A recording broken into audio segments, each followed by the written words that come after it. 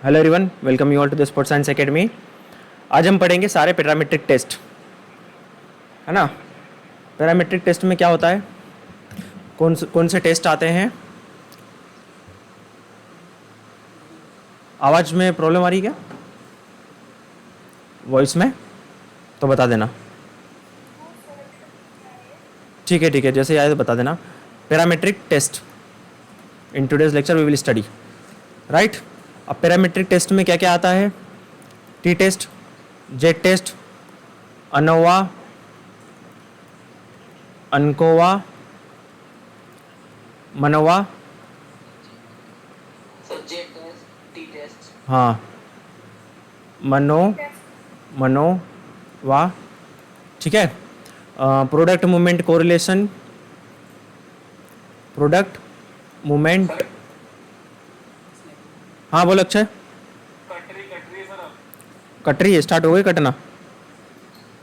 चल ठीक है, मैं दूसरे के ठीक है, मैं दूसरा कैमरा स्टार्ट, मोबाइल वो स्टार्ट करता हूँ। हाँ,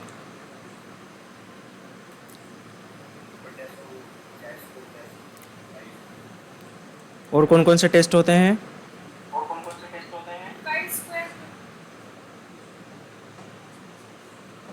का स्क्वायर टेस्ट, हाँ नहीं, मैं पैरामीट्रिक की बात कर रहा हूँ। अभी हमारा पैरामीट्रिक चल रहा है ना, तो ये सारे टेस्ट हैं पैरामीट्रिक के, राइट। ये अनोवा को ही बोलते हैं एफ टेस्ट, है ना।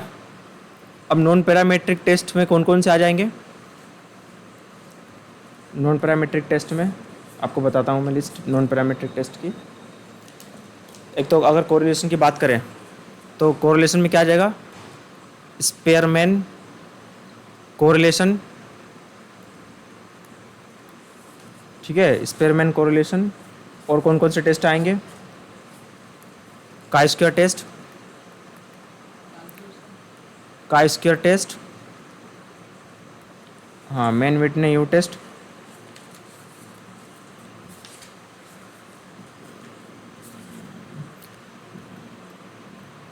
मैन विटने यू टेस्ट, ठीक है। और कौन से टेस्ट आ जाएंगे?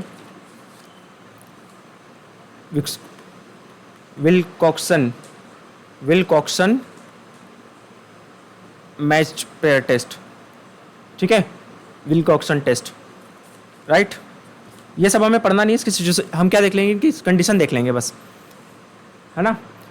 क्रूशल, ये लिख लो सब या स्क्रीनशॉट ले लो इसका।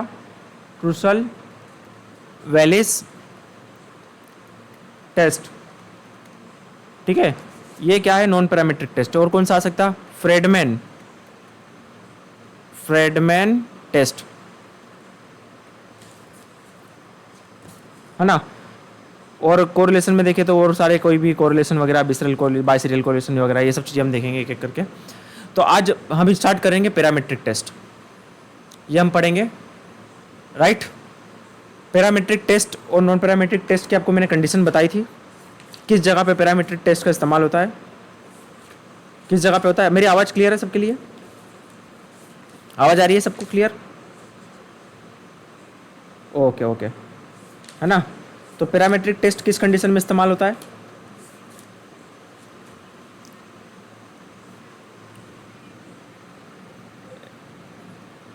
ना। एक तो क्वांटिटेटिव डेटा, नॉर्मल डिस्ट्रीब्यूशन हो, ठीक है, और एक जब नहीं, वो इस सैंपल साइज से नहीं होगा, वो क्या जेड टेस्ट या टी टेस्ट में आ जाएगा, है ना। अब और कंडीशन है डिफरेंट टेस्ट की, हर टेस्ट की अपने अपने एजम्पशंस है, वो हम एजम्पशन सारे पढ़ेंगे हम। हर टेस्ट के अपने अपने कंडीशन है। एजम्पशंस मतलब क्या होता है कि किस कंडीशन में कौन सा टेस्ट लगेगा, ये एजम्पशंस हम पढ़ेंगे सारे, किस कंडीशन में कौन सा टेस्ट लगेगा। तो लेट्स स्टार्ट पैरामीट्रिक टेस्ट। अब सबसे पहला और सबसे कॉमन पैरामीट्रिक टेस्ट आता है टी टेस्ट, एक है जेड टेस्ट। इसकी कंडीशन क्या है? अगर sample size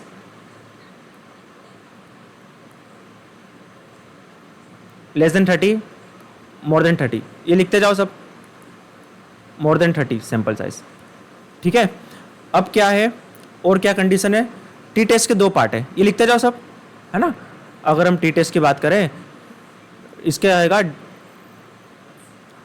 independent T test और दूसरा है डिपेंडेंट टी टेस्ट, है ना।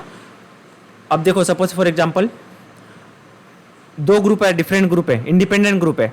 दो इंडिपेंडेंट ग्रुप क्या हो सकते हैं, जैसे सपोज फॉर एग्जांपल बास्केटबॉल और वॉलीबॉल। बास्केटबॉलर्स एग्जांपल, बास्केटबॉलर्स और वॉलीबॉलर्स के बीच में हम कंपैरिजन कर रहे हैं। किसका कंपैरिजन, दोनों के मीन का कंपैरिजन, एवरेज का कंपैरिजन। ये दोनों इंडिपेंडेंट ग्रुप है, दोनों का कंपैरिजन कर रहे हैं किसी भी मीन का, एक्सप्लोजिव स्ट्रेंथ, मोटिवेशन, है ना, स्पीड, कोई सा भी किसी भी परफॉर्मेंस को हम क्या कर रहे हैं, कंपेयर कर रहे हैं। इन दोनों के मीन को हम क्या कर रहे हैं, कंपेयर कर रहे हैं कि दोनों का मीन डिफर है या नहीं है। तो उस जगह पे लगेगा इंडिपेंडेंट टी टेस्ट।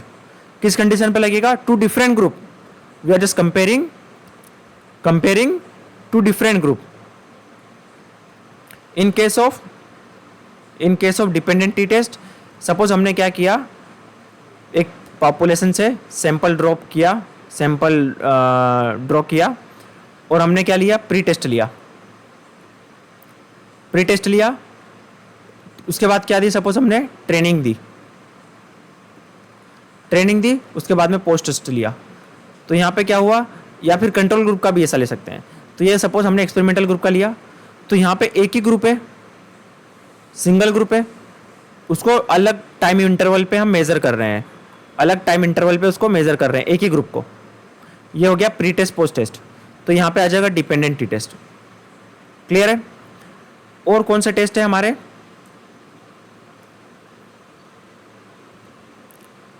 क्या,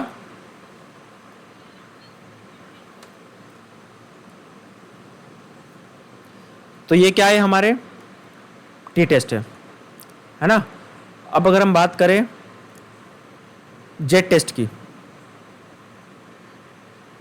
हाँ वो पढ़ेंगे हम, अभी उसको मैं कंफ्यूज नहीं करना, इसलिए मैंने यहाँ पे डिस्कस नहीं किया, उसमें आगे देखेंगे अभी हम, है ना। और क्या आ जाता है, अनोवा,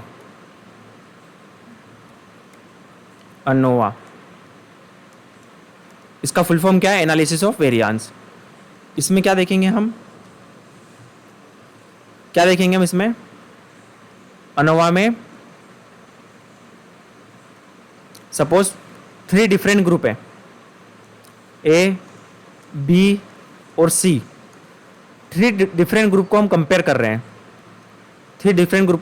कंपेयर कर रहे हैं इनके मीन को। ये बास्केटबॉलर हो गए, वॉलीबॉलर हो गए, फुटबॉलर्स हो गए, कि इनकी एक्सप्लोजिव स्ट्रेंथ डिफर करती है या नहीं करती।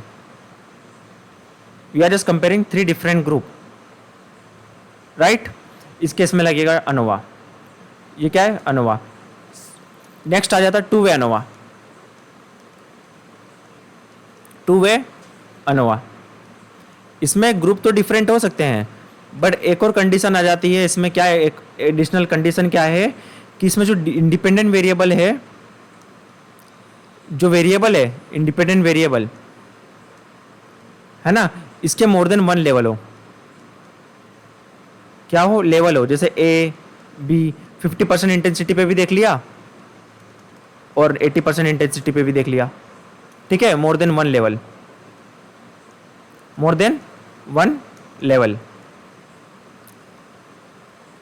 इंडिपेंडेंट वेरिएबल के मोर देन 1 लेवल हो, जैसे सपोज फॉर एग्जांपल मैं स्ट्रेंथ ट्रेनिंग कर रहा हूँ, मैं रनिंग कर रहा हूँ, इंटरवल ट्रेनिंग, है ना।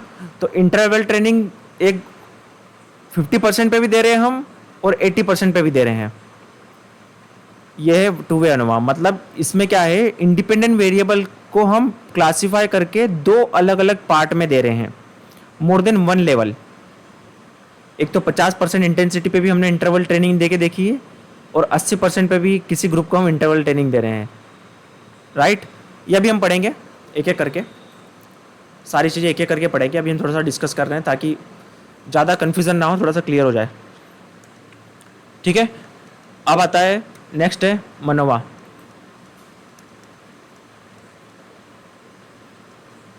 मनोवा, इसमें क्या होता है, इंडिपेंडेंट वेरिएबल तो एक रहता है पर डिपेंडेंट वेरिएबल रहते हैं मोर देन वन।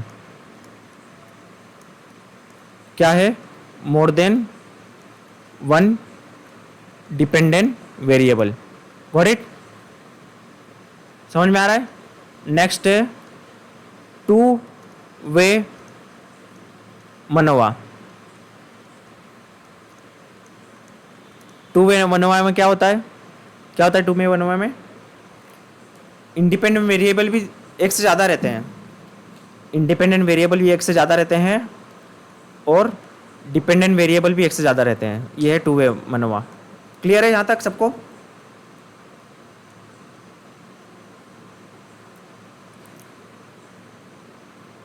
मनोवा का फुल फॉर्म था मल्टी वेरिएट, एक मिनट में देख लेता हूँ, ऐसा कुछ था मनोवा, इसका था, हाँ यही है, मल्टीवेरिएट एनालिसिस ऑफ वेरिएंस, है ना।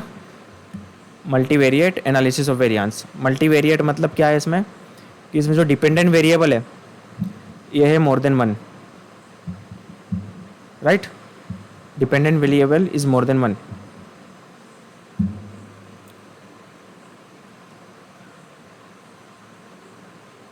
क्लियर है अभिषेक, निशांत क्लियर है, अक्षय, रूपांशी, किरण, मधु, शिवम, दीपक, दीपक क्लियर है।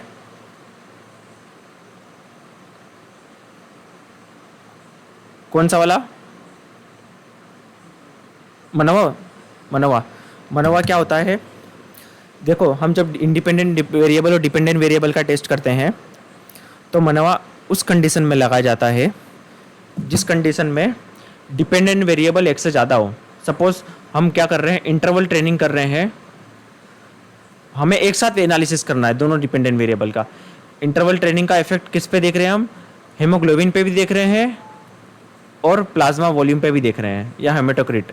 तो यहाँ पे दो इंडिपेंडेंट वेरिएबल को एक साथ हमें एनालिसिस करना हो, दो डिपेंडेंट वेरिएबल एक इंडिपेंडेंट वेरिएबल, उस केस में लगेगा मनोवा। समझ में आया, क्लियर है। डिपेंडेंट वेरिएबल इंडिपेंडेंट वेरिएबल पता है ना, ठीक है। टू वे मनोवा किस केस में लगता है, जब इंडिपेंडेंट वेरिएबल भी एक से ज़्यादा हो और डिपेंडेंट वेरिएबल भी एक से ज़्यादा हो, एक से ज़्यादा हो, ठीक है। तो ये टू वे मनोवा, इसका स्क्रीनशॉट ले लो, ले लिया सबने, लिख लिया कॉपी पे, स्क्रीनशॉट ले लिया सबने, ठीक है। अब नेक्स्ट टेस्ट की तरफ आते हैं। आपने सुना होगा repeated measure ANOVA, repeated measure ANOVA, ये कब लगाया जाता है, नाम से ही पता चल रहा है, अनोवा नाम से ही पता चल रहा है। मैंने क्या किया, प्री टेस्ट लिया, सपोज मैंने प्री टेस्ट लिया, फिर एक और मिड टेस्ट ले लिया, फिर एक और बार ले लिया पोस्ट टेस्ट, मतलब मैं दो से ज़्यादा बार टेस्ट ले रहा हूँ, है ना। मैंने यहाँ पे टेस्ट ले लिया एक बार, फिर टेस्ट लिया, फिर टेस्ट ले लिया, बीच में ट्रेनिंग चलती जा रही है, ट्रेनिंग। सपोज मैंने प्री टेस्ट लिया, फिर 1 मंथ की ट्रेनिंग दी, फिर अगेन टेस्ट ले लिया, फिर अगेन 1 मंथ की चल रही है ट्रेनिंग चल रही है 1 मंथ की, फिर अगेन ले लिया टेस्ट। तो ये कौन सी कंडीशन आ गई यहाँ पे, एक बार टेस्ट, 2 बार टेस्ट, 3 बार टेस्ट। तो ये क्या है, रिपीटेड मेजर अनोवा, ये एक डिज़ाइन है, ठीक है। ये क्या है, इसको क्या बोलेंगे, रिपीटेड मेजर अनोवा। क्लियर है, यहाँ तक क्लियर है। If you take repeated test, repeated, then in this case we will use repeated measure ANOVA. अब एक एक करके सारे टेस्ट को हम पढ़ेंगे, ठीक है। एक और टेस्ट आता है, एक और टेस्ट है, एक और इम्पोर्टेंट टेस्ट है, वो है अनकोवा, अनकोवा, अनकोवा, ठीक है। इसका फुल फॉर्म क्या होता है, एनालिसिस ऑफ कोवेरिएट, एनालिसिस ऑफ कोवेरिएट, कोवेरिएट, ठीक है, इसमें क्या होता है, हम क्या देखते हैं एनालिसिस ऑफ कोवेरिएट में,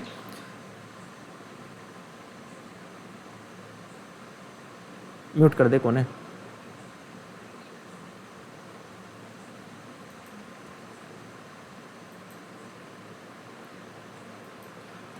म्यूट कर दिया।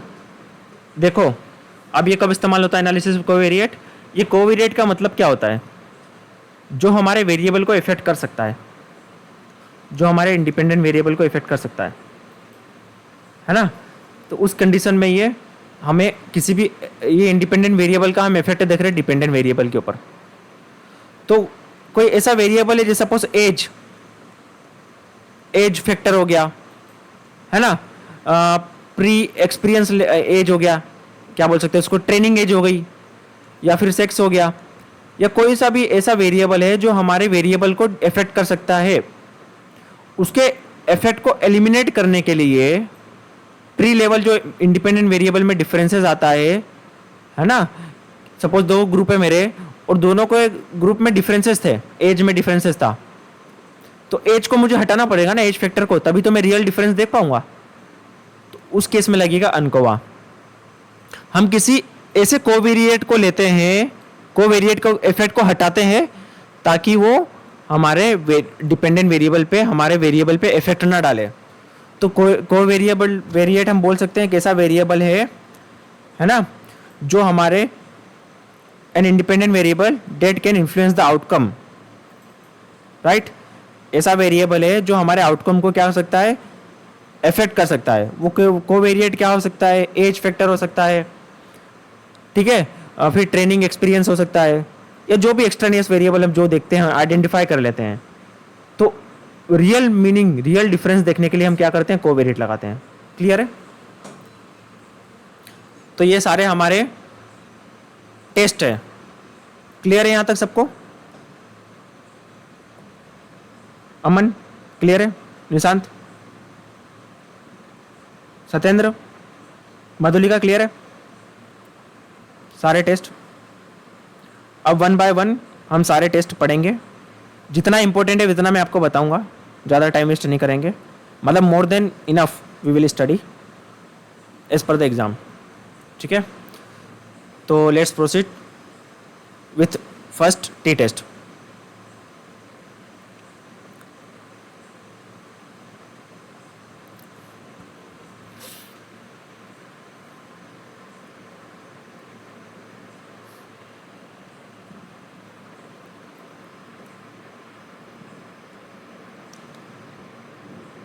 सबसे पहले देखते हैं हम जेड टेस्ट। जेड टेस्ट कब इस्तेमाल होता है, आपको देखो क्या करना है, एजम्पशंस याद रखने हैं, कौन सा टेस्ट कब इस्तेमाल होता है, फॉर्मूलेज याद रखने हैं। ठीक है, और कुछ कुछ इंपॉर्टेंट चीज़ें रहेगी आगे जाके हम देखेंगे, वो बता दूंगा मैं। तो जेड टेस्ट कब इस्तेमाल होता है, जब हम किसी भी कंपेयर को वन लगाते हैं। अब यहाँ पे दो चीज़ें हैं, वन सैंपल और टू सैंपल। वन सैंपल और two sample z test t test का कॉन्सेप्ट आता है। वन सैंपल टी टेस्ट और जेड टेस्ट क्या होता है, वन सैंपल और एक है टू सैंपल, जेड टेस्ट या टी टेस्ट, है ना। यहां पे जेड टेस्ट या टी टेस्ट की बात कर रहे हैं, वो आपको वन सैंपल वाला देखने को मिलेगा और टू टेस्ट सैंपल वाला देखने को मिलेगा। ठीक है, तो टू सैंपल वाला तो क्लियर है, मैंने आपको जैसे बताया था वही एग्जांपल है, या तो हम कंपेयर कर रहे हैं, प्री टेस्ट पोस्ट टेस्ट ले रहे हैं, या दो ग्रुप को, इंडिपेंडेंट ग्रुप को क्या कर रहे हैं, कंपेयर कर रहे हैं। ये प्री टेस्ट पोस्ट टेस्ट हो गया, या तो बास्केटबॉलर और वॉलीबॉलर को कंपेयर कर रहे हैं। ये हो गया टू सैंपल वाला। वन सैंपल क्या होता है, सपोज हमने एक पॉपुलेशन है, पॉपुलेशन में से हमने कोई सा सैंपल ड्रॉ किया, वन सैंपल जेड टेस्ट या टी टेस्ट समझो, है ना। तो क्या होता है कि हमारे पास में कुछ इंफॉर्मेशन दी हुई रहती है। क्या दिया हुआ रहता है, मीन दिया हुआ रहता है, स्टैंडर्ड डेविएशन दिया हुआ रहता है, सैंपल की इंफॉर्मेशन, और एक पॉपुलेशन का म्यू दिया हुआ रहता है, पॉपुलेशन मीन दिया हुआ रहता है। इस इंफॉर्मेशन से हमें टेस्ट लगा के पता करना है क्या ये सैंपल इसी पॉपुलेशन से ड्रॉ किया गया है। हमें गिवन इंफॉर्मेशन दी हुई रहती है, उससे हमें यह पता करना रहता है क्या ये पर्टिकुलर सैंपल इसी पॉपुलेशन से ड्रॉ किया गया है या नहीं। आपको समझ में आ रहा है वन सैंपल टी टेस्ट कब इस्तेमाल होता है, to check whether this particular sample is drawn from this population और not. And how we can identify this? We can identify this given data, the mean, population mean, and this is given. So through this, by the calculation, we will identify whether this sample is drawn from this particular population or not. That's about one sample t-test. Clear? क्योंकि sample तो एक ही है ना, sample तो एक ही है, किसके बीच में कंपेयर करें हम? कंपेयर करने के लिए एटलीस्ट दो सैंपल तो होना चाहिए ना, प्री पोस्ट या फिर दो इंडिपेंडेंट कंपैरिजन. यहाँ पे तो सैंपल एक ही है, तो यहाँ पे हम पॉपुलेशन को साथ में देखते हैं कि या इससे निकाला गया सैंपल है कि नहीं. क्लियर है? It is about one sample T test. Photo खींच लो इसकी, स्क्रीनशॉट ले लो. क्लियर है?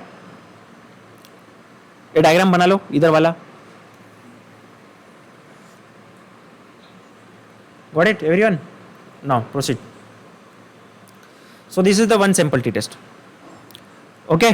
और कंडीशन क्या है? नॉर्मल डिस्ट्रीब्यूशन ही आपको हर जगह मिलेगा, बार बार रिपीट नहीं करेंगे हम. हर पैरामीट्रिक टेस्ट में नॉर्मल डिस्ट्रीब्यूटेड होना चाहिए. इसमें पॉपुलेशन वेरिएंस इज नॉन. ठीक है.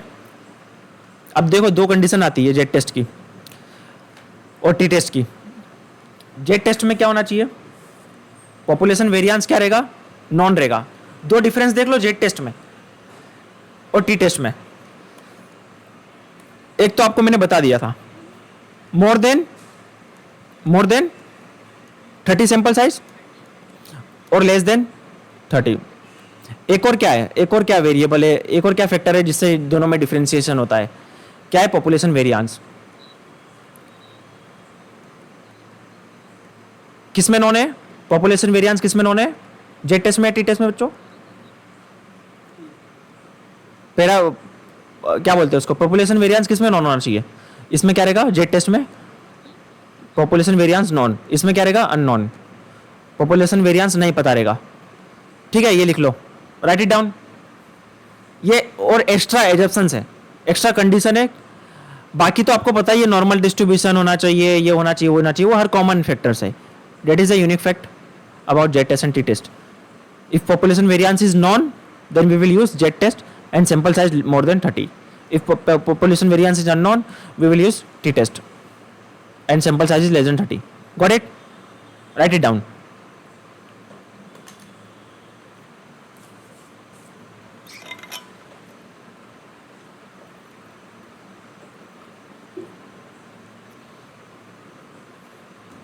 लिख लिया सबने? शिवम समझ में आ रहा है? शिवम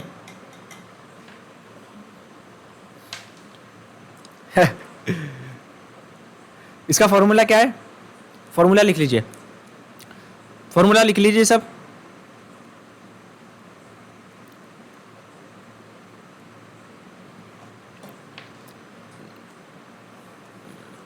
बार बार 10 बार पढ़ने से अच्छा है कि एक ही बार में अच्छा पढ़ लीजिए, इसलिए थोड़ा सा पेशेंस रखिए, है ना.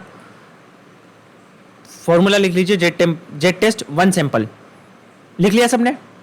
परमजीत लिख लिया? मेघराज, चावा, प्रशांत, फॉर्मूला लिख लिया?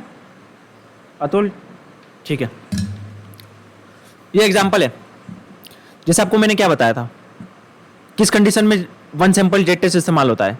हम इसका कैलकुलेशन पार्ट नहीं देखेंगे, एग्जांपल देख लेते हैं बस समझने के लिए. इसे a sample of 400 students, 400 students है समझिए, वर टेस्टेड ऑन 50 मीटर डेज. मतलब 50 मीटर डेज हो रहा है. There mean performance and SD, mean performance कितना है? Mean performance 7.2 second. Standard deviation कितना है? 0.15 second. Is the sample from a large population of mean. ये किसके बारे में इंफॉर्मेशन थी? सैंपल के बारे में, है ना. Is a sample from a large population, mean of performance of 7.32 और स्टैंडर्ड डेविएशन 0.15 सेकेंड. ये पॉपुलेशन के बारे में इंफॉर्मेशन दी है. अब ये बताना है कि क्या ये सैंपल इस पॉपुलेशन से ड्रॉ किया गया या नहीं, ये बताना है. सैंपल साइज ये रहा. कंडीशन समझ में आ गई? ठीक है, कंडीशन समझ में आ गई. क्या दिया हुआ है? सैंपल की इंफॉर्मेशन दी हुई है, पॉपुलेशन की इंफॉर्मेशन दी हुई है. अब हमें यह बताना है क्या ये सैंपल इस पॉपुलेशन से ड्रॉ किया गया है या नहीं. तो अगर ड्रॉ किया गया है तो इसकी हाइपोथेसिस क्या बनेगी अगर ड्रॉ किया गया है तो null hypothesis not equal to this और नॉट इक्वल टू दिस, यह हाइपोथेसिस बनेगी ना, ये पॉपुलेशन मीन इसका इतना होगा या नहीं होगा, ये सैंपल का। तो ये हाइपोथेसिस हो गई, ये अल्फा लेवल हमने ले लिया 0.05, ठीक है। फॉर्मूले में पुट कर देंगे, ये क्या है, ये क्या है, किसका मीन है ये, एक्स मतलब, याद रखना एक्स मतलब सैंपल मीन, और म्यू मतलब क्या होता है, पॉपुलेशन मीन। जिसको नहीं याद हो वो लिख लो, म्यू मतलब पॉपुलेशन मीन, ठीक है। ये क्या है, standard deviation divide by sample size, बस इसको फॉर्मूले में पुट किया, सॉल्व किया, आ गया जेड की वैल्यू। इट नेवर नेगेटिव, इसका माइनस हट गया। ये सिंबल लगाने से क्या होता है, ये सिंबल लगाने से क्या होता है, माइनस हट जाता है। हमने मीन डेविएशन में भी देखा था ना, माइनस नहीं होता कभी भी, तो ये सिंबल लगा के माइनस को हटा दिया। अभी सिंबल का नाम नहीं पता क्या बोलते हैं इसको, भूल गया मैं, ठीक है।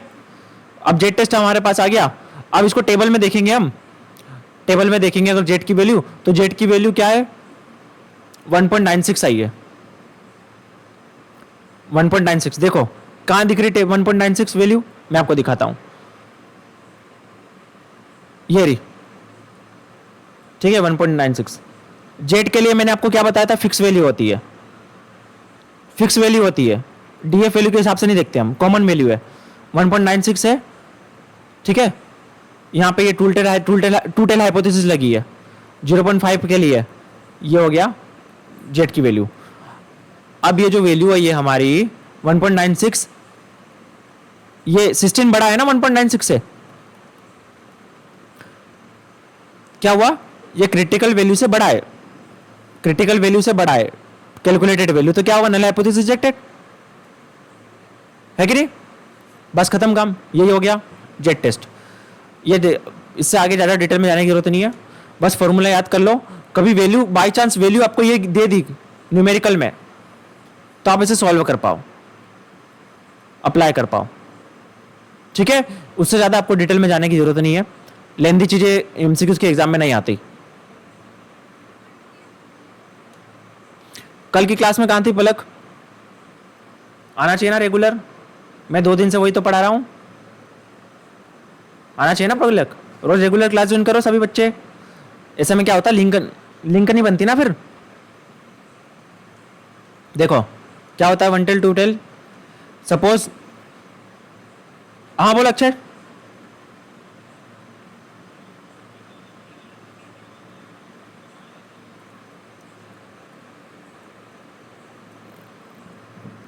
हाँ हाँ बोल, हाँ तो सक्सेसफुल हो गई ना,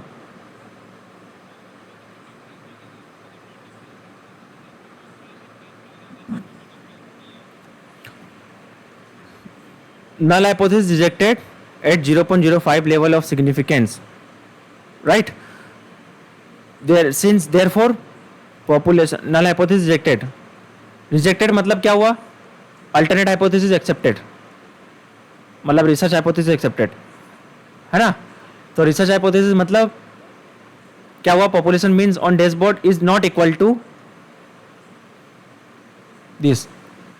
नल हाइपोथेसिस क्या बोलती है, इक्वल बोलती है ना, नल हाइपोथेसिस तो इक्वल बोलती है ना, कि इक्वल है, हमने पढ़ा था ना, नल हाइपोथेसिस क्या बोलती है, हमेशा इक्वल है, याद है आपको।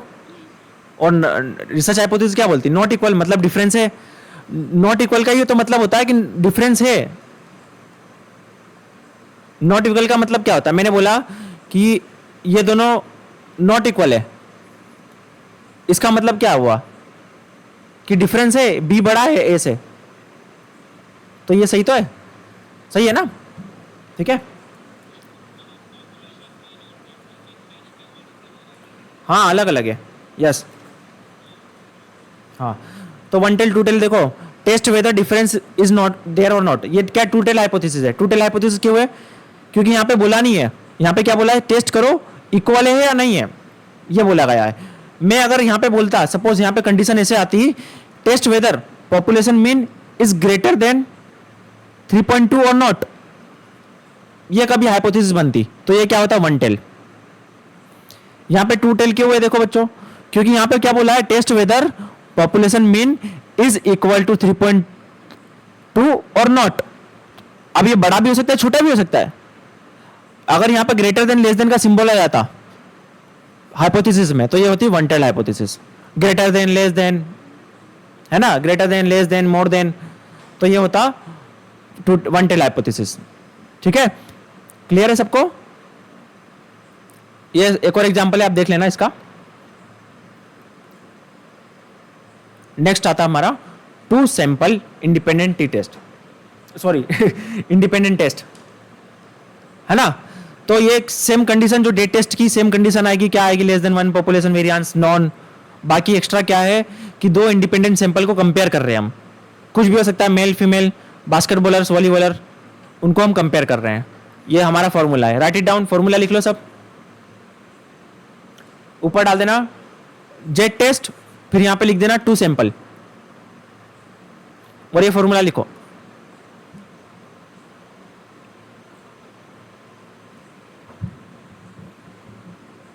लिख लिया?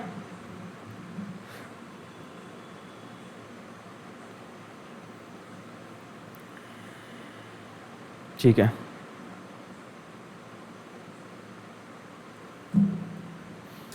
एग्जाम्पल, कोई से दो पॉपुलेशन है ना, मोटिवेशन लेवल देख रहे हैं, achievement motivation level between two variable. कौन से टू वेरिएबल हो सकते हैं? कहाँ गया, मैं इसमें से मेन चीज़ें ढूंढ लेता हूँ। ये दिया हुआ है इंफॉर्मेशन, एन का साइज है, सैंपल का साइज है 30। Two tail test is required to be tested. Given information का है, इस क्वेश्चन में गिवन इंफॉर्मेशन नहीं दी है, डायरेक्टली आप समझ लीजिए।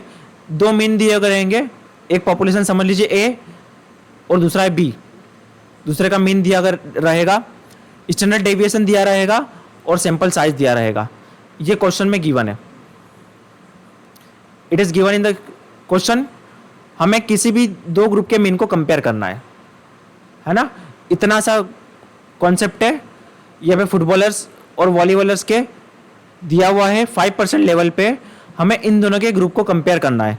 अब गिवन इंफॉर्मेशन क्या है, अब देख सकते हो, ये समझ लीजिए फुटबॉलर्स है और ये वॉलीबॉलर्स है बाय चांस, है ना। अब इनका मीन दिया हुआ है, दोनों का मीन दिया हुआ है, दोनों का स्टैंडर्ड डेविएशन दिया हुआ है और दोनों का सैंपल साइज दिया हुआ है। हमें इसकी वैल्यू को बस इस फॉर्मूले में डालना है। फॉर्मूला आपको पता ही है, क्या फॉर्मूला है? ये दोनों का मीन हो गया, एक का मीन माइनस दूसरे का मीन, ये हो गया स्टैंडर्ड डेविएशन और उनका हो गया सैंपल का साइज।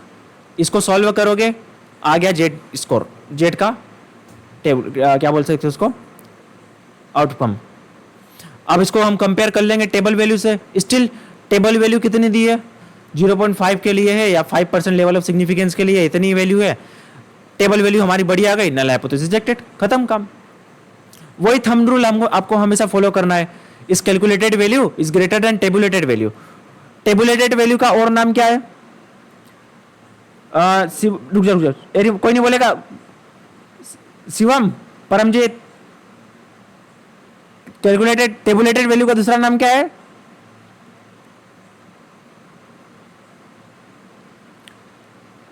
मधुलिका, हर्ष, टेबुलेटेड वैल्यू को और क्या बोलते हैं?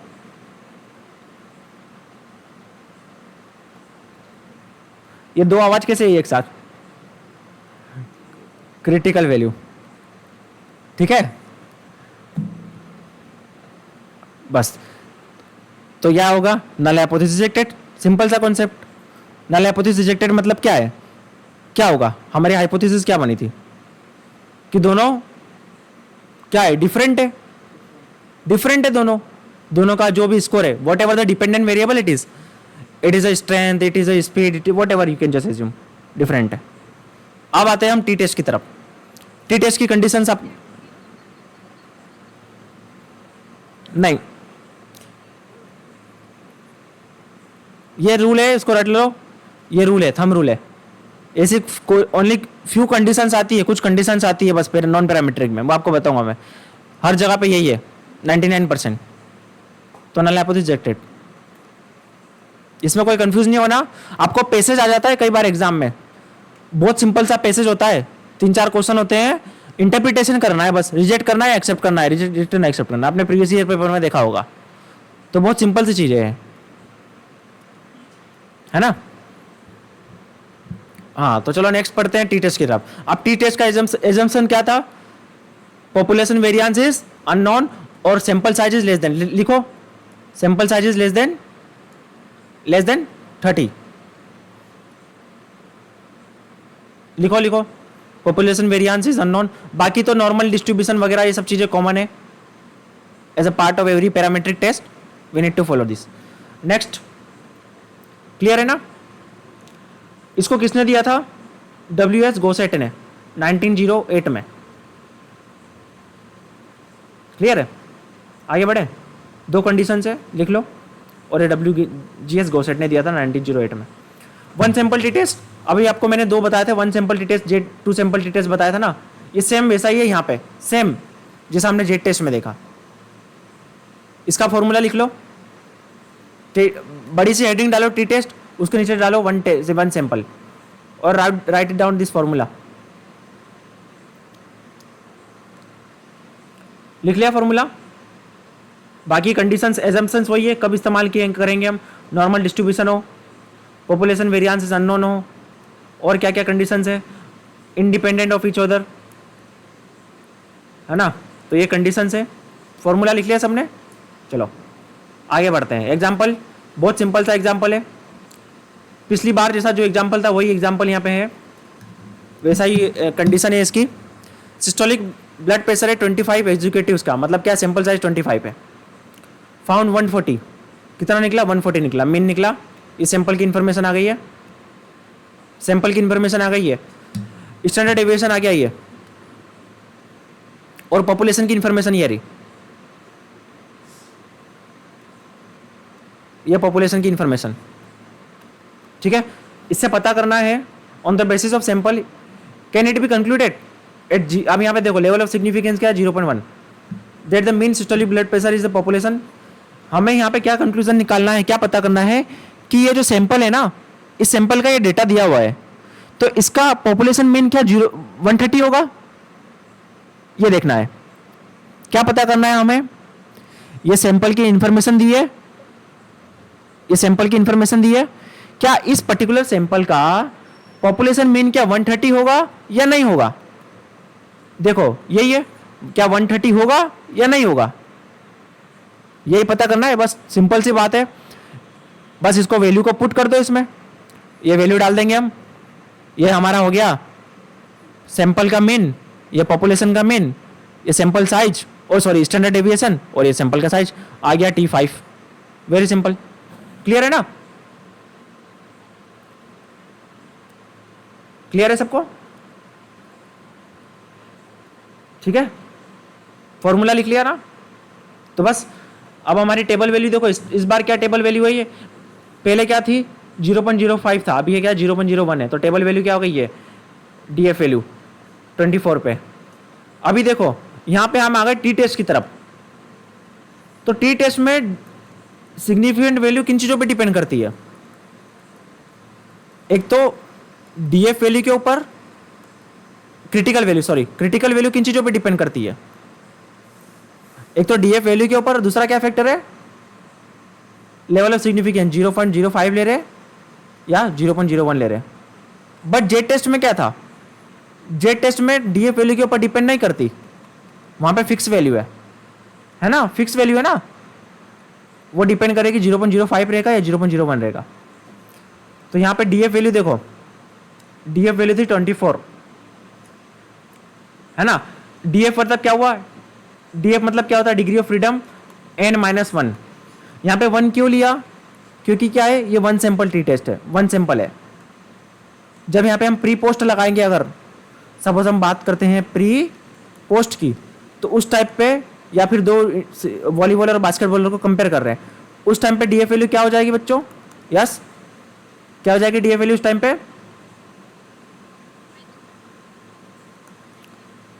ठीक है, N-2 हो जाएगी उस टाइम पे 2 सैंपल टी टेस्ट में। है ना। यहाँ पे 1 सैंपल की बात कर रहे हैं तो डीएफ वैल्यू आएगी 1। तो यहाँ पे देखो 25 सैंपल था तो डीएफ वैल्यू हो गई 24। उसके करेस्पॉन्डिंग में अगर टेबल में हम देखें तो हमें ये दिखेगा, तो ये हमारी क्रिटिकल वैल्यू हो गई। आपको बाकी का पता ही है, वही चीज़ें, greater than, null hypothesis rejected, simple, got it. चलो नेक्स्ट, इंडिपेंडेंट सैंपल। ये क्या है, 2 सैंपल वाला है, लिख लो इंडिपेंडेंट सैंपल का, इसका फॉर्मूला लिख लो। 2 सैंपल के मीन को हम कंपेयर कर रहे हैं, 2 इंडिपेंडेंट सैंपल, इंडिपेंडेंट पॉपुलेशन से ड्रॉ किया गया सैंपल। एक बास्केटबॉलर हो गया, सपोज हो गए दूसरे वॉलीबॉलर्स, इन दोनों के मीन को कंपेयर कर रहे हैं।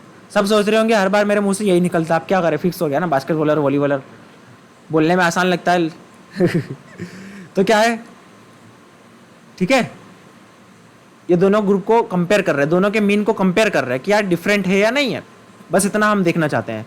तो क्या लगेगा, independent simple t test. Formula ये रहा, फॉर्मूला लिख लो सब, फॉर्मूला लिख लिया सबने, यस, ठीक है। देखो अब यहाँ पे देखो एक और चीज़ें हमें एक्स्ट्रा मिली है, ये है स्टैंडर्ड डेविएशन। अब दोनों क्या कर रहे थे, लड़े कर रहे थे। बास्केटबॉल बोल रहा था हमारा स्टैंडर्ड डेविएशन इस्तेमाल करें, यहाँ पे इस्तेमाल एक ही करना था, और वॉलीबॉलर बोल रहा था कि नहीं हमारा स्टैंडर्ड डेविएशन इस्तेमाल करते। तो उसके लिए सॉल्यूशन क्या निकाला कि भाई रहने दो, दोनों का मिक्स कर लेते हैं और उसको बोलेंगे pooled standard deviation,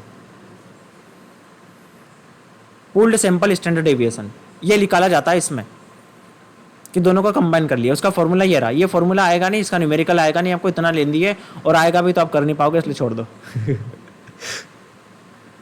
time period के हिसाब से ऐसे तो कर लोगे गिवन टाइम पीरियड में, ठीक है, इसलिए इसको याद करने की जरूरत नहीं है, मत लिखिए। बाकी यहाँ पूल्ड स्टैंडर्ड डेविएशन क्या होता है ये लिख लीजिए, ठीक है ना। क्या होता है pooled standard deviation, is the combination of 2 standard deviation, 2 sample, दो का कॉम्बिनेशन। ये किस जगह पे इस्तेमाल हो रहा है, सपोज मैं न्यूमेरिकल पूछ लूँ, pooled standard deviation is used in which of the parametric statistic test, मैं बोलूँ Z test, independent sample T test, फिर अनोवा एफ टेस्ट, तो आपका क्या आंसर आना चाहिए, कहाँ पर इस्तेमाल होता है pooled standard deviation, independent T test. Clear है, ठीक है। तो कब इस्तेमाल होता है, इंडिपेंडेंट सैंपल, अनइक्वल वेरिएंस, वो सारी चीज़ें सेम है। 2 अलग अलग सैंपल हम ड्रॉ करें, अलग अलग पॉपुलेशन से 2 सैंपल ड्रॉ करें, ठीक है, उनको जस्ट कंपेयर करें, दोनों के मीन को कंपेयर करें। ज़्यादा फास्ट तो नहीं हो रहा है, समझ में आ रहा है सबको, हर्ष समझ में आ रहा है हर्ष, ओके वेरी गुड। अरे पलक तुमको तो आना चाहिए यार, ये तो तुम्हारा सेकंड बैच है यार, दूसरी बार कर रही हो ना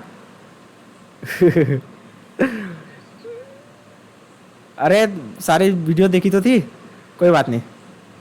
मेघराज समझ में आ रहा है बेटा, ठीक है, मधुलिका गॉट इट, ठीक है।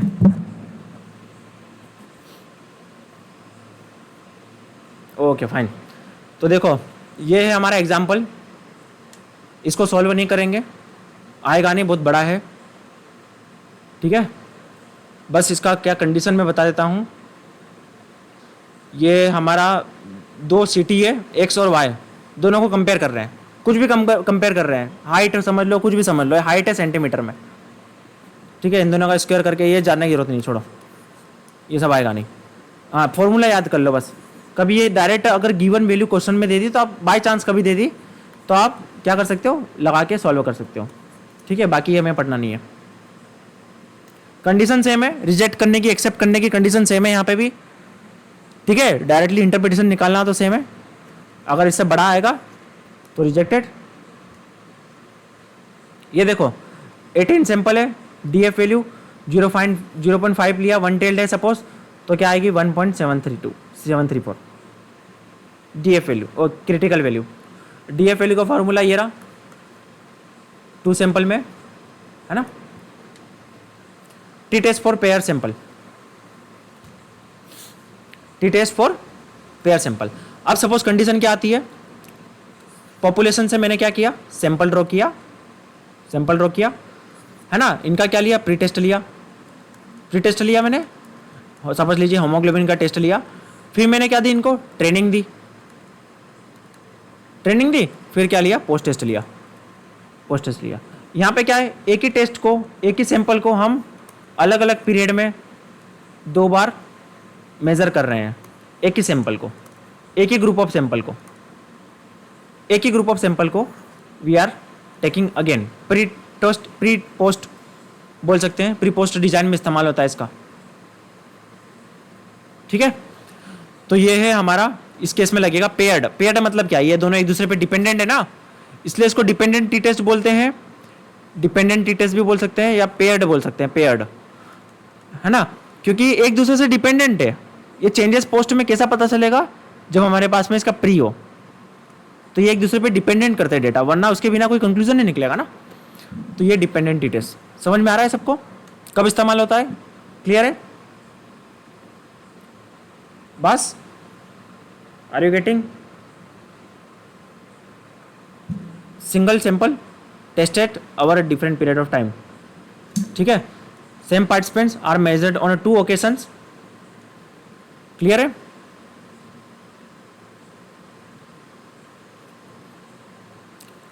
Dependent variable is measured on interval ratio scale, देखो ये कंडीशन आ गई, ये इंटरवल रेशियो स्केल में नहीं होना चाहिए, ये मैंने बोला था पैरामीट्रिक का मतलब क्या है, पैरामीट्रिक का तो रेशियो या इंटरवल ही होना चाहिए, तो कॉमन है, दोनों सैंपल क्या होना चाहिए, पेयर्ड होना चाहिए। पहले क्या थे, इंडिपेंडेंट सैंपल थे, अभी क्या पेयर्ड सैंपल है ना, प्री पोस्ट पेयर्ड सैंपल। अब देखो यहाँ पे क्या है, कंडीशन है, सैंपल साइज दोनों का सेम होना चाहिए। आप एक चीज इंपॉर्टेंट नोट करो यहाँ पे, इसके पहले हमने देखा था वहाँ सैंपल साइज का कंडीशन नहीं थी, दोनों डिफरेंट सैंपल साइज में भी हो गया था। देखो यहाँ पे लिखा हुआ है क्या, इंडिपेंडेंट सैंपल टेस्ट में लिखा हुआ है क्या सैंपल साइज दोनों सेम होना चाहिए, नहीं लिखा हुआ है ना। पर यहाँ पे देखो एक इंपॉर्टेंट कि सैंपल साइज दोनों का सेम होना चाहिए, pre test post test. For example ये फॉर्मूला है, फॉर्मूला लिख लो पेयर्ड टी टेस्ट का, पेयर्ड टी टेस्ट का फॉर्मूला लिख लो सब। कब इस्तेमाल होगा आपको ये देखना है, बस 2 इंडिपेंडेंट सैंपल को हम डिफरेंट पीरियड ऑफ टाइम में मेजर करते हैं। फॉर्मूला लिख लिया सबने, लिख लिया अमन, मधु, हाँ बता रहा हूँ मैं।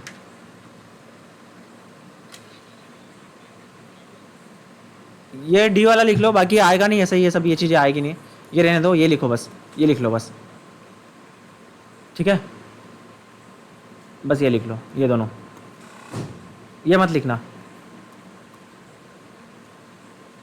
लिख भी लो तो ये कुछ खास ध्यान देने की जरूरत नहीं है, ऐसे कोई लिख सकते हो, फॉर्मूला लिखने में कोई दिक्कत नहीं, बाकी इसको याद रखो, मेन चीज़ इसको याद रखना, ये एडिशनल है, ऐसा एग्जाम में आता नहीं है सॉल्व करने के लिए, तो कि लेंदी चीज़ें आती नहीं है जो ज़्यादा टाइम ले, 4-5 मिनट 10 मिनट,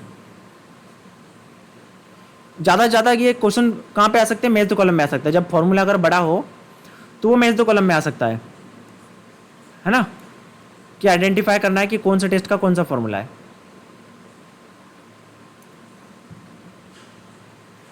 इसलिए मैं आपको फॉर्मूला लिखवाता हूं।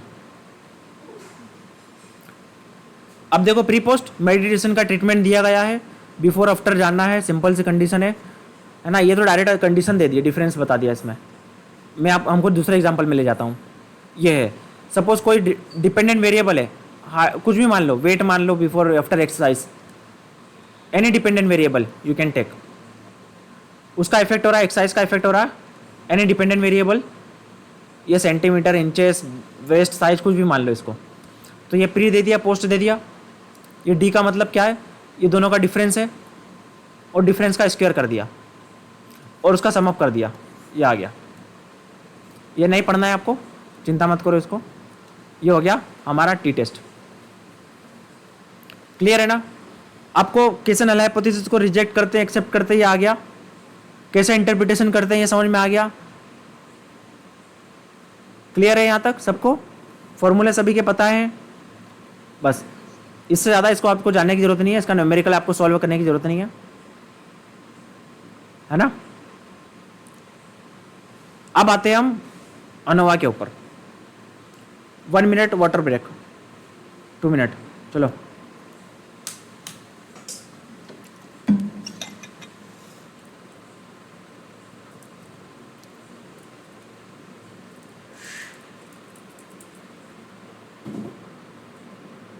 हेलो हेलो, मैं टेस्ट चलो।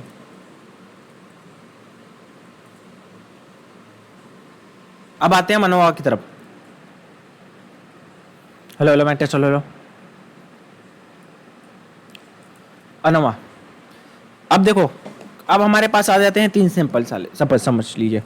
अभी क्या आ रहा है हमारे पास में, 3 सिंपल आ गए। हमें देखना है कि 3 डिफरेंट है कि नहीं, 3 सिंपल में आपस में डिफरेंसेस है कि नहीं, तीनों के मीन में, ए बी सी। क्लियर है। अब हम इसमें क्या करते हैं, इन दोनों के बीच में अनोवा क्या बताता है। यस, अनोवा क्या बताता है, अनोवा क्या बताता है, अनोवा। हाँ, और क्या बताता है। हाँ तो अरे एनालिसिस ऑफ वेरिएंस तो है, पर बताता क्या है अनोवा।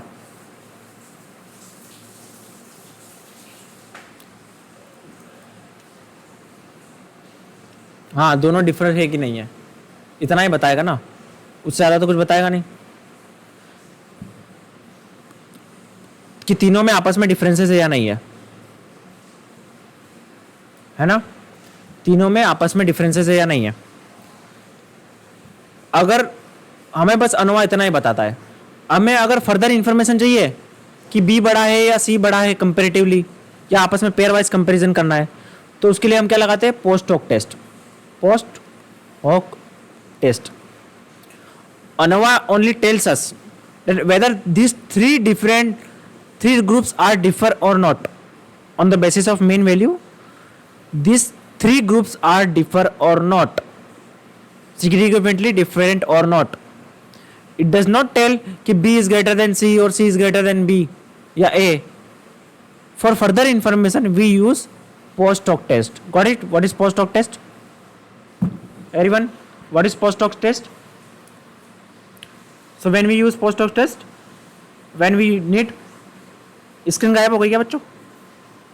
अच्छा, मैं लेफ्ट हो गया, 1 मिनट।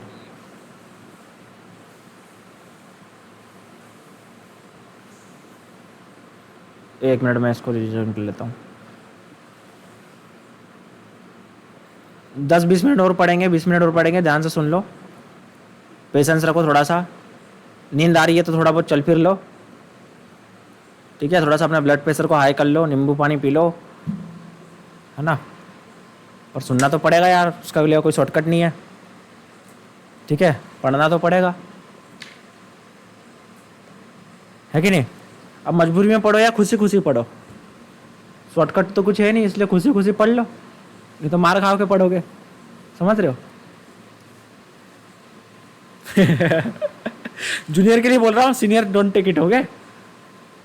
नहीं तो सोच रहे यार, है ना, फ्लो में कुछ बोल दो तो बुरा मत मानना किसी ने।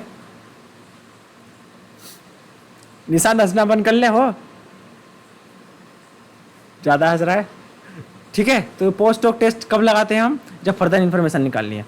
अब देखो कंडीशन, अब एनालिसिस ऑफ वेरिएंस हमें क्या बताता है, हम इसमें देखते हैं एफ रेशियो। क्या देखते हैं हम इसमें, एफ रेशियो। अभी एनालिसिस ऑफ वेरिएंस का कॉन्सेप्ट इतना अच्छे से समझ में समझाऊंगा मैं आपको, जिंदगी भर नहीं भूलोगे, ठीक है। इसलिए शांति से सुनो। एफ रेशियो किस बारे में बताता है, एफ रेशियो बताता है बिटवीन ग्रुप वेरिएंस। बिटवीन की स्पेलिंग क्या है, बिटवीन ग्रुप वेरिएंस किसका ratio, divide by with in group variance, ये है एफ रेशियो हमारा, ये बताता है हमारा अनोवा। अगर एफ रेशियो बड़ा आता है, ध्यान से सुनना बच्चों, एफ रेशियो बड़ा आता है, इसका मतलब क्या है, बड़ा कब आएगा, जब ऊपर वाली वैल्यू बड़ी होगी, डिवाइड बाय 5, तभी आएगा ना 2। अगर मैं इसको कर दूं 5/4 तो, या 4/5, तो एफ कम आएगा ना। तो एफ रेशियो बड़ा आता है, इसका मतलब क्या है कि तीनों ग्रुप में डिफरेंस है। एफ रेशियो की वैल्यू अगर बड़ी आती है तो इसका मतलब क्या, तीनों ग्रुप में डिफरेंसेस है। और अगर एफ रेशियो की बड़ी वैल्यू स्मॉलर आती है, इफ रेशियो स्मॉल, तो इसका मतलब क्या है, no difference in the group. जितना बड़ा एफ रेशियो होगा उतना कॉन्फिडेंटली हम बोल पाएंगे कि तीनों में डिफरेंसेस है। अब एफ रेशियो का बड़ा आना मतलब क्या है, बिटवीन ग्रुप वेरिएंस का बड़ा आना, बिटवीन ग्रुप वेरिएंस का as compare to within group variance. नहीं समझ में आया, कोई बात नहीं, एक और एग्जांपल देखिए। आपके यह हाउस है, ये क्या है, ये कौन सा हाउस है, समझ लीजिए, शिवाजी हाउस। और ये कौन सा हाउस है, दीनदयाल, ये दीनदयाल हाउस है। ठीक है, ये 2 हाउस है। अब ये बताओ,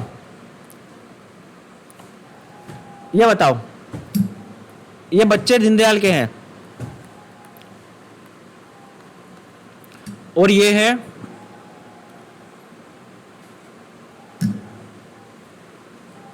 दीनदयाल शिवाजी, और ये दीनदयाल के, है ना। मुझे बताना है कि इन दोनों में डिफरेंसेस हैं या नहीं। तो इन दोनों का डिफरेंसेस मैं ये ब्लू कलर से नोट डाउन कर रहा हूं, ब्लू कलर इंडिकेट कर रहा है इन दोनों के बीच में डिफरेंसेस। इन दोनों का डिफरेंस बड़ा होगा ना इनके आपस में डिफरेंसेस से। या देखो, अभी देखो, इधर ध्यान से सुनना, ये डायग्राम से आपको समझ में आ जाएगा क्या बिटवीन और विथिन बोल रहा है। थोड़ा सा पेशेंस रखो। देखो, अब ये बताओ, अगर मुझे डिफरेंस देखना है तो इन दोनों के बीच में डिफरेंस ज्यादा आना चाहिए एज कंपेयर टू इनके आपस में डिफरेंसेस के, सिंपल के, क्या आना चाहिए, बड़ा। ये बिटवीन ग्रुप है, इसको बोलेंगे बिटवीन ग्रुप वेरिएंस। इसको क्या बोलेंगे, बिटवीन ग्रुप वेरिएंस। मतलब 2 ग्रुप के बीच में डिफरेंसेस है या नहीं है, as compare to within group, group के अंडर में। तो यहां पे देखो, शिवाजी हाउस के बच्चे तो आपस में यूनिफॉर्मिटी होना चाहिए ना, आपस में तो सिमिलर होना चाहिए ना बच्चे। दीनदयाल वाले बच्चे भी आपस में डिफरेंसेस होना चाहिए क्या, आपस में तो सिमिलर होना चाहिए ना। इनका आपस में डिफरेंस, ये जो डिफरेंस है ना, ये छोटा होना चाहिए एज कंपेयर टू शिवाजी और दीनदयाल। समझ में आ रही है आपको बात। तो क्या बड़ा होना चाहिए, स्क्रीन स्टक हो गई है, सबके लिए स्टक हो गई है क्या स्क्रीन, स्क्रीन सबके लिए स्टक हो गई क्या। एक मिनट,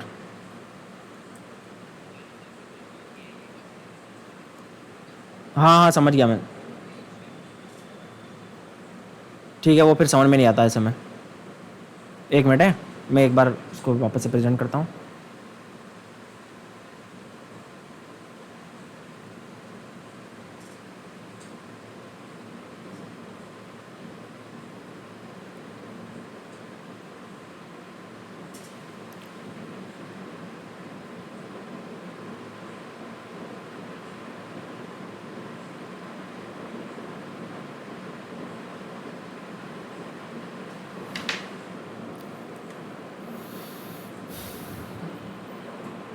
देखो, अभी स्क्रीन विजिबल है क्या,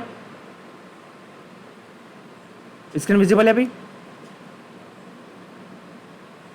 हाँ, तो देखो, अभी मेरे को ये बताओ आप, कंडीशन ये है हमारा बिटवीन ग्रुप वेरिएंस। तो शिवाजी और दीनदयाल के बीच में डिफरेंसेस होना चाहिए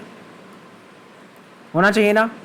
तो ये वाला डिफरेंस ज़्यादा होना चाहिए ना, ये वाला डिफरेंस ज़्यादा होना चाहिए ना, एज कंपेयर टू आपस में बच्चों के बीच के डिफरेंसेस से।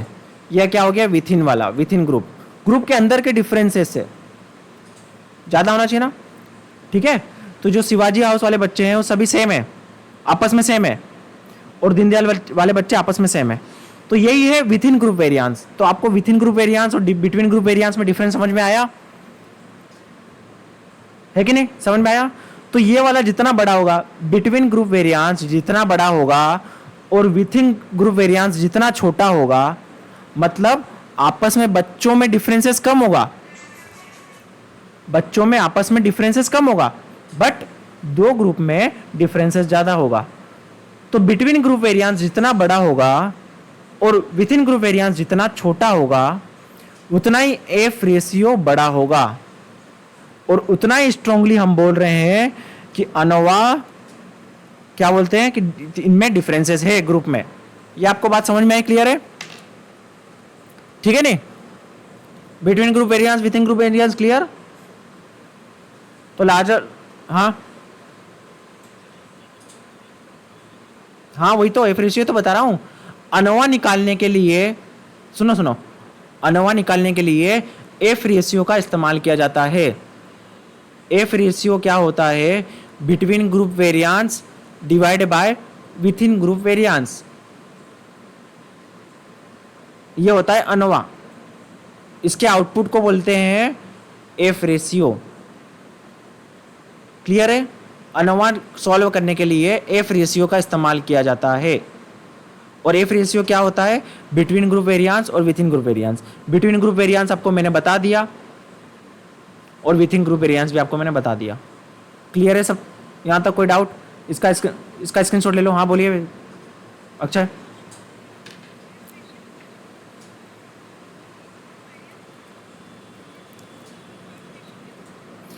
हाँ, एफ रेशियो क्या होगा अगर बिटवीन ग्रुप वेरियांस ज्यादा बड़ा रहा? अभी मैं आपको पीपीटी पे बताऊंगा, है ना। देखो, बिटवीन ग्रुप वेरियांस अगर बड़ा रहा, ये 10 आया। अब देखो, न्यूमरेटर बड़ा होगा तभी तो रेशियो बड़ा होगा ना। ऊपर की वैल्यू न्यूमरेटर अगर बड़ा होगा तभी तो रेशियो बड़ा होगा, सिंपल सी बात है। ऊपर 10/2 करूँ तो बड़ा आएगा ना, अगर मैं 5/2 करूँ तो छोटा आएगा ना, या 2/2 करूँ तो छोटा आएगा, 1 आएगा। समझ में आ रहा है? तो न्यूमरेटर में क्या है? बिटवीन ग्रुप वेरियांस है ना, तभी तो एफ रेशियो बड़ा आएगा। सिंपल सी बात है, मैथमेटिकली अगर हम देखें तो न्यूमरेटर में बिटवीन ग्रुप वेरियांस है। यहां तक सबको क्लियर है? किसी को कुछ डाउट? हाँ बोलिए। अरे ये मैंने समझाने के लिए बोला, यहाँ एक और ग्रुप डाल देते बस। ये इसका हाउस का नाम नहीं लिया ना, इसलिए चिढ़ रहा है। तेरा हाउस का नाम क्या था बता? अरे एक ये लचित हाउस है, ये हाउस भी है, ठीक है। ये हाउस डाल दो यार, तो यार मेरे को पढ़ाने नहीं देगा। ये लचित बोरफुकन हाउस, ये भी है इसमें, ठीक है। तभी मैं समझ में आऊं कि दिक्कत कहाँ आ रही है। और कोई तो नहीं है? यार। कौन बोला सरोजनी का? नहीं, लड़कियों का हाउस नहीं चलता है।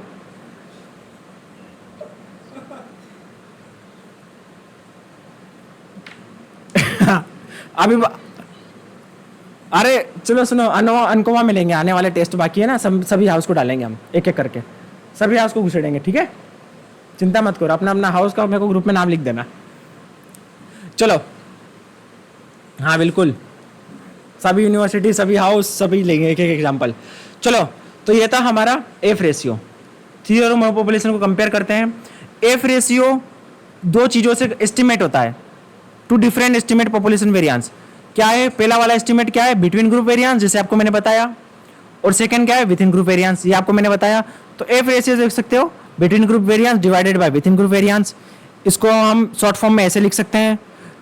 कई जगह पे आपको थोड़ा सा अलग दिखेगा इसका शॉर्ट फॉर्म, तो कंफ्यूज होने की जरूरत नहीं है। यहाँ पे बी और डब्ल्यू देख लेना, ठीक है। तो पढ़िए,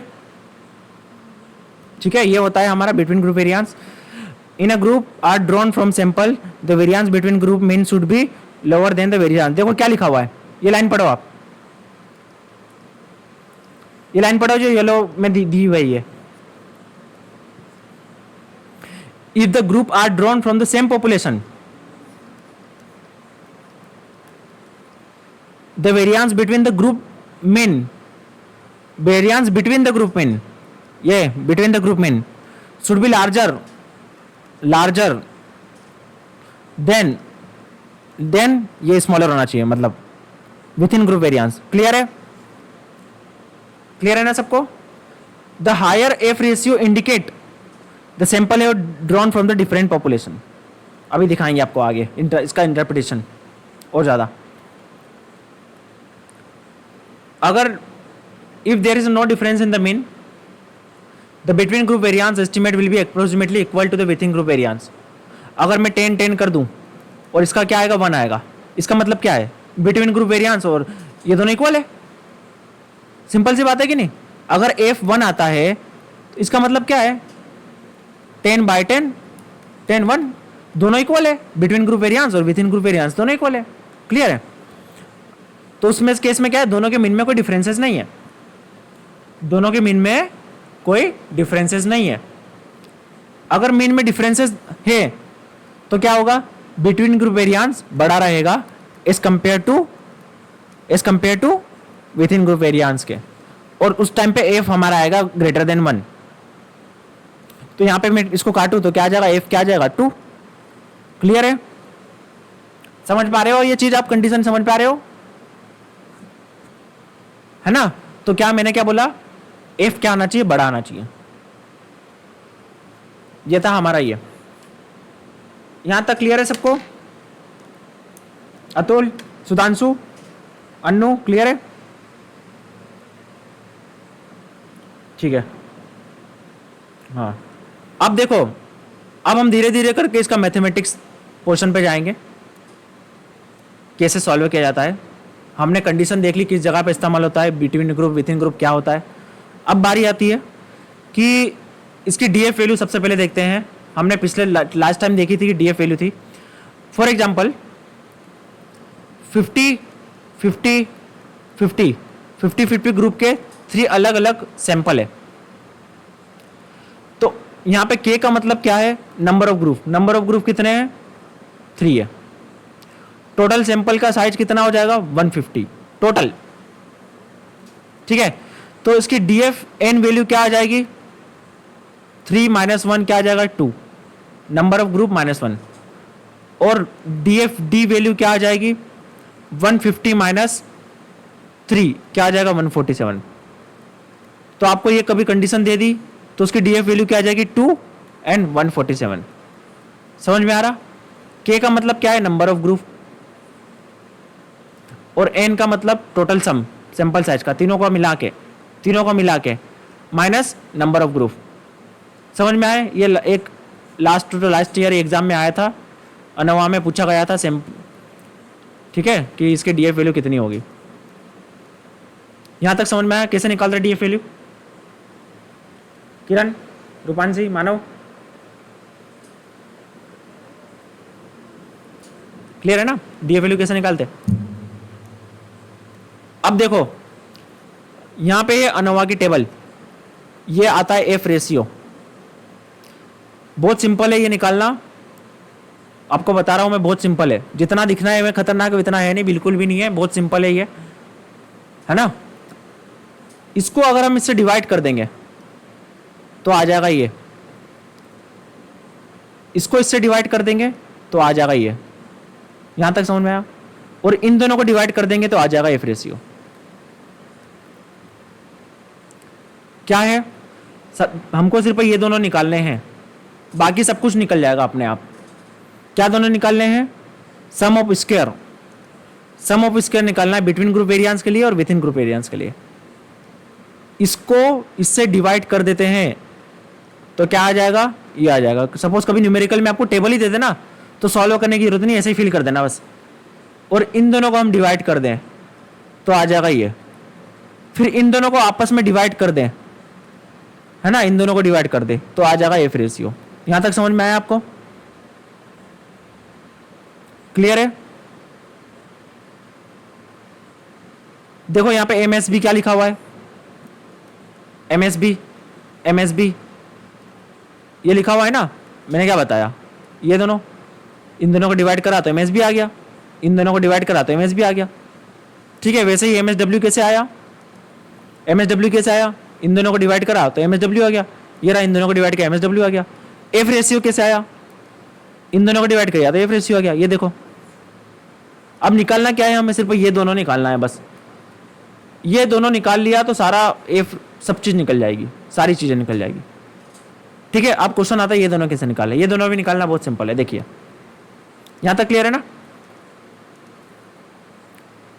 फॉर एग्जाम्पल 3 ग्रुप है, मेडिटेशन, एक्सरसाइज और डाइट।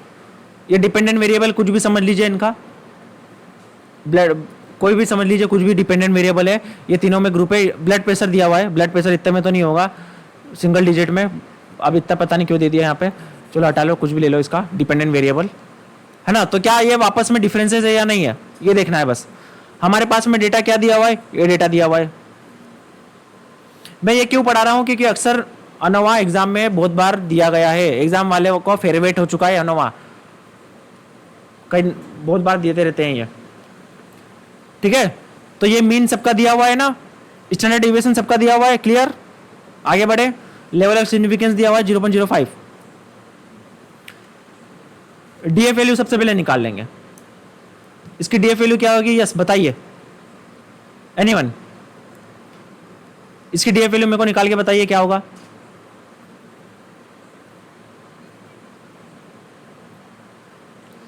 थ्री माइनस वन क्या आ जाएगा, 2। और क्या होगी डीएफ वैल्यू,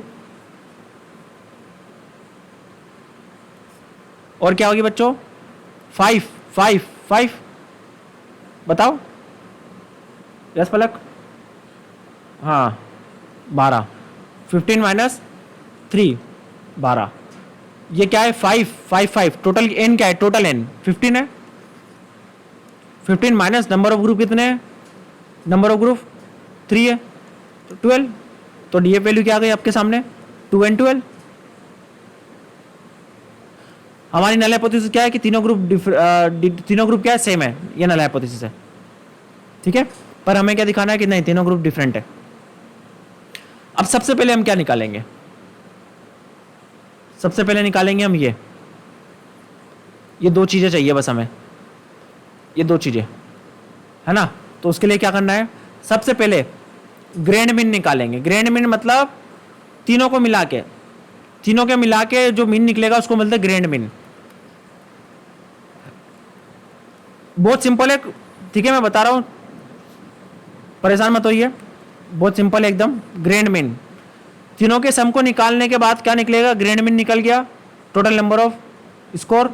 ठीक है, ग्रैंड मीन निकल गया सबका।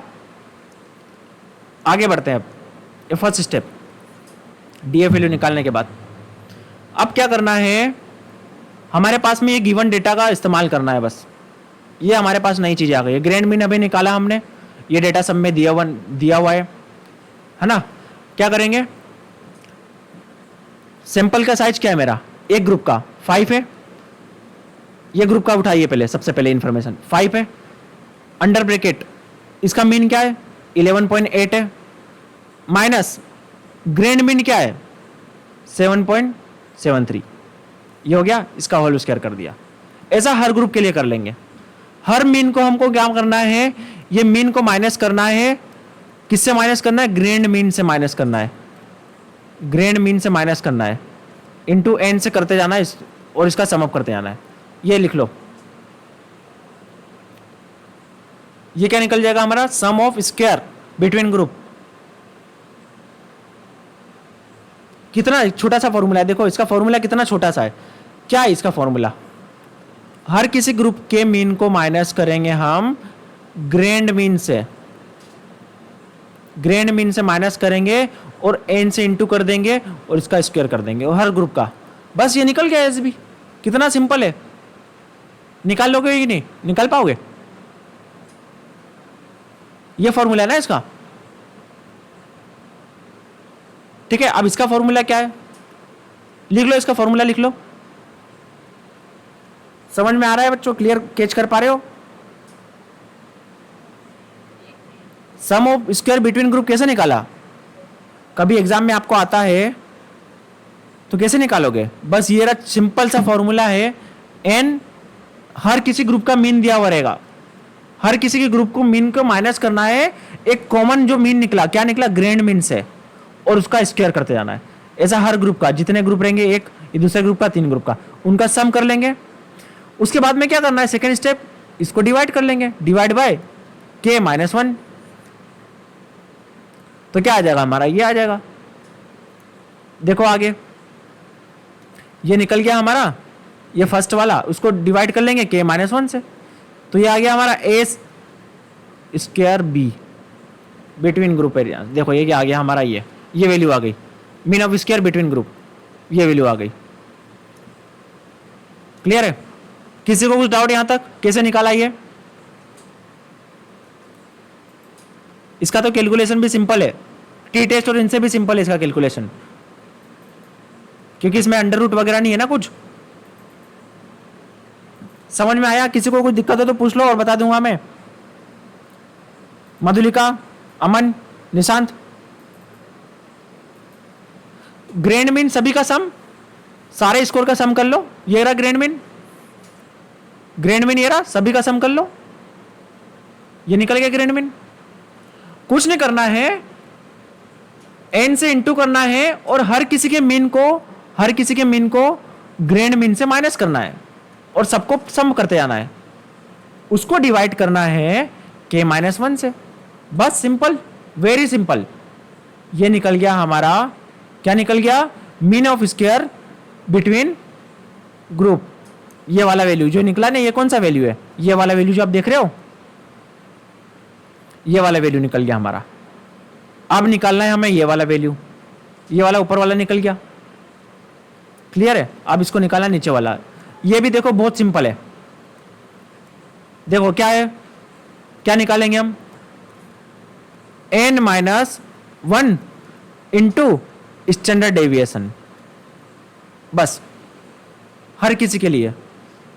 तो क्या है, पहला वाला क्या था, सभी ग्रुप में तो 5 ही है, तो 5 माइनस वन आएगा। स्टैंडर्ड डेविएशन क्या था पहले वाले ग्रुप का, 5 इंटू 7।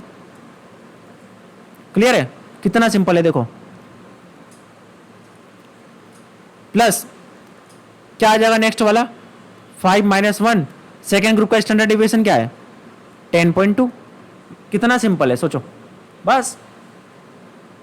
और नीचे क्या करना है, ये हमारा निकल गया, तो इसका फॉर्मूला क्या हुआ, n माइनस, लिख लो सब, n minus one into standard deviation. तो ये रिपीट होते जाएगा 3 ग्रुप के लिए। लिख लिया सबने इसका फॉर्मूला, लिख लिया? लिख लो तो बता देना।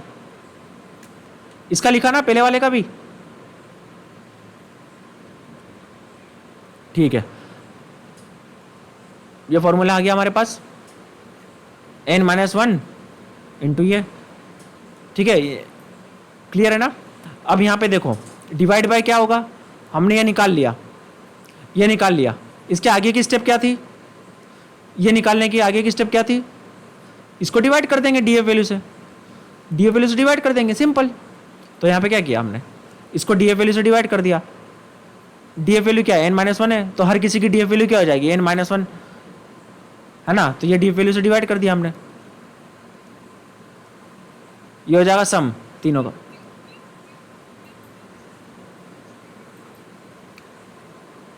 क्या निकालना पड़ेगा, नहीं नहीं ये तो गिवन रहेगा, अरे क्वेश्चन में गिवन रहेगा यार, ये तो अगर ये भी निकालना पड़े तो फिर क्वेश्चन छोड़ देना अगर ये भी निकालने के लिए दे देना, बोलना फिर तुम ही करो, हमारे पास इतना टाइम नहीं है, बोलना इसके चक्कर में दूसरे क्वेश्चन नहीं बिगाड़ सकते। ठीक है कि नहीं? अब इतना करें तो अपने पास टाइम बचेगा क्या, वो तो बहुत ज़्यादा कॉम्प्लिकेटेड हो जाएगा ना। तो ये गिवन रहेगा क्वेश्चन में हमारा, तो हमें सिर्फ ये निकालना रहेगा। ओके, तो ये कभी ये हमारा निकल गया, इसको हमने डिवाइड कर लिया डीएफ वैल्यू से। देखो डीएफ वैल्यू यहाँ पे वही आई थी हमारी डायरेक्टली, मैं बोलूँ इसको छोड़ के डायरेक्टली डीएफ वैल्यू डाल दिया करो, इसके नीचे डायरेक्ट डीएफ वैल्यू डाल दिया करो, सिंपल। ये 12 आया था नीचे डीएफ वैल्यू हमारा, 12 से डिवाइड कर लेंगे डायरेक्टली, खत्म, ये निकल गया हमारा। अब इन दोनों को क्या करेंगे, डिवाइड कर दो, 80/07 डिवाइड बाय 8.73, आ गया एफ रेशियो हमारा, ये आ गया एफ रेशियो, है कि नहीं? सिंपल। अनवा समझ में आया सबको? समझ में आया? रूपांशी, देवी सर, किरण, अनवा समझ में आया क्या किया हमने? अभी देखो यहाँ पे टेबल में, देखो टेबल में इसको इससे डिवाइड करेंगे तो क्या आ जाएगा, 160.13 डिवाइड बाई 2 क्या आ जाएगा 80.07। इसको इससे डिवाइड करेंगे तो क्या आ जाएगा, क्या 12 से डिवाइड करेंगे तो क्या आ जाएगा, ये आ जाएगा। फिर इन दोनों को आपस में डिवाइड करेंगे तो एफ रेशियो आ जाएगा।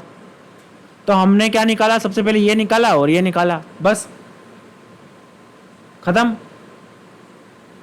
अब एफ रेशियो को बस कंपेयर कर लेंगे, टेबल वैल्यू से बड़ा आया तो रिजेक्ट हो जाएगा, मतलब नल हाइपोथेसिस रिजेक्टेड, मतलब क्या है कि तीनों में डिफरेंसेस है। तो क्या था हमारा, सबसे पहले हमने क्या किया, सबसे पहले ये निकाला। इसका फॉर्मूला बताओ, चलो क्या था इसका फॉर्मूला। यस बच्चों, सबसे पहले हमने क्या किया, ग्रेड मीन निकाला, ग्रेड मीन निकाला और क्या निकाला, डीएफ निकाली, ठीक है। फिर हमने क्या निकाला, एस एस बी का फॉर्मूला बताओ बच्चों। यस, क्या आएगा एस एस बी का फॉर्मूला, हाँ, mean minus grade mean into, हाँ एन आगे आएगा ना, एन है ना, एन इंटू अंडर रूट और under whole bracket N minus grade mean square, यहाँ याद रखना स्क्वायर है, इसका सम अप कर दो, ये निकल गया हमारा। फिर ये कैसे निकाला, ये कैसे निकाला, एस एस डब्ल्यू कैसे निकाला, कैसे निकाला एस डब्ल्यू बताओ, standard deviation minus, standard deviation minus,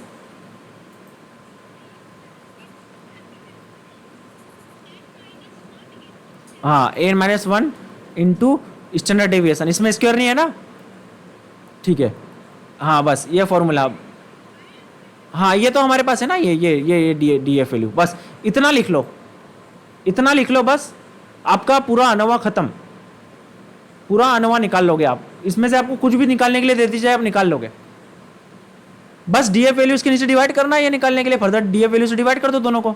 अब ये याद रखना कि जो ऊपर वाला डी एफ वैल्यू से छोटे वाले ये वाला है ना, ये बिटवीन ग्रुप की बात कर रहे हैं, तो इसका डी एफ वैल्यू छोटा आएगा, इसका डी एफ वैल्यू क्या था, इसका वैल्यू था 2 था ना, और इसका 12 आएगा। तो आपको ये चीज याद रखना है, ये लिख लिया ना, नोट डाउन कर लो सब, इसको ग्रुप में भेज देना एक बार जरा, स्क्रीनशॉट ले लो इसका, ठीक है। अब आपको ये कंफ्यूजन हो सकता है कि इसके अंदर कौन सी डीएफ वैल्यू आएगी, तो ये बिटवीन ग्रुप है ना, तो ग्रुप की बात कर रहे हैं तो ये वाली वैल्यू आएगी छोटी, और ये विथ इन ग्रुप की बात कर रहे हैं ना, तो टोटल बच्चों की बात कर रहे हैं तो इसमें आ जाएगी वैल्यू 12, ग्रुप तो कम है ना, तो ये बिटवीन ग्रुप वाले में, बस ये याद रखना, इसके नीचे इससे डिवाइड करना है, फिर उनको डिवाइड कर लो। क्लियर है, आपको समझ में आ गया अनोवा, है ना, ये अनोवा की टेबल है, कल देखेंगे हम 2 अनोवा और ये सब। ये पोस्ट होक टेस्ट है हमारे, सेफेले टेस्ट, 2K टेस्ट, ये कब लगाया जाता है, ये पेयर वाइज कंपैरिजन करने के लिए लगाया जाता है सेफेल टेस्ट, कि भाई हमने ए बी सी में कंपैरिजन तो कर लिया, तो ये आपस में कौन से बड़े हैं, ये पेयर वाइज, ये पोस्ट होक टेस्ट है, इसके बारे में आपको ये कल बताऊंगा मैं। ये अनोवा की टेबल है, एफ टेबल बोलते हैं इसको, है ना। सपोज मेरा क्या था, मेरा था यहाँ पे वैल्यू 12 और एक ग्रुप कौन सा था, इधर 2 3 डी एफ वैल्यू, तो यहाँ पे क्या आ जाएगा 3.89, ये रहा देखो 3.89, ठीक है, समझ में आया, 3.89, ये 3.89, क्या देखा यहाँ पे हमने, इधर से 12 आया था, इधर से हमारा 2, ये करस्पॉन्डिंग वैल्यू 3.89। क्लियर है ना, किसी को कुछ डाउट अनोवा में,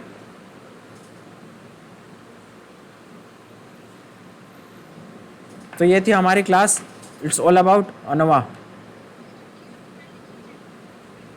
हाँ डीएफ वैल्यू से, एक 2 और थी, और एक क्या थी हमारी टीएफ वैल्यू,